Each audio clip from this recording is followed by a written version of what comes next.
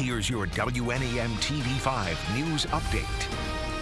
Good evening, everyone. I'm Chet Davis, and here's a look at the top stories we're following tonight. Consumers Energy is selling more than a dozen hydroelectric dams. The utility says Confluence Hydro, a subsidiary of Hull Street Energy, agreed to buy Consumers' entire fleet of 13 dams across Michigan, including the one on the Osable River.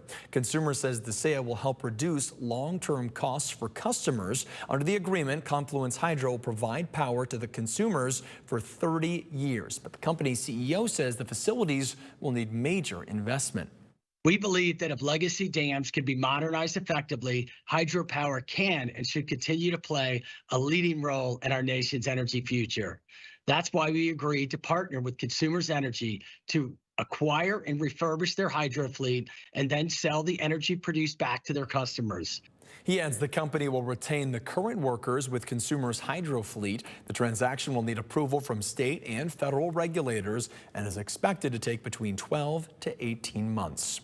Police are looking for the driver responsible for a deadly hit and run in Saginaw. Saginaw police say they were called yesterday morning around 8:30 to the area of East Holland Avenue and South 15th Street. They found 75-year-old David Pietris had been hit by a vehicle while riding his bike. The vehicle that hit him took off before police arrived, and Pietris later died from his injuries at a hospital. Police believe the vehicle that hit him was a newer, dark-colored midsize SUV with front-end damage. If you know anything, call Saginaw Police.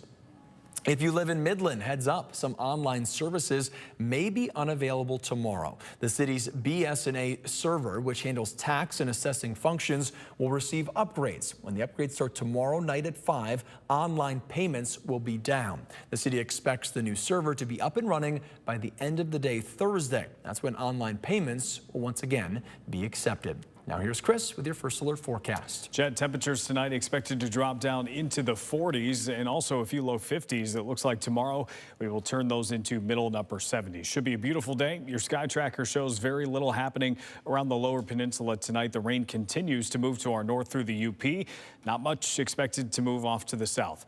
As we look at your hour-by-hour forecast through tomorrow, expecting more cloud cover to start the day than what we've seen the last few, but expecting skies to open up a little bit more in the afternoon, and we should have plenty of sun even between some of the clouds. Later this week, we do expect what is called an omega block to set up. Notice those areas of red. We've got one on each side of Michigan, so we're under high pressure as we go towards early next week, and you'll notice the pattern really doesn't change all that much. So we expect our conditions to be pretty stagnant going through much of next week with plenty of dry time and plenty of sunshine.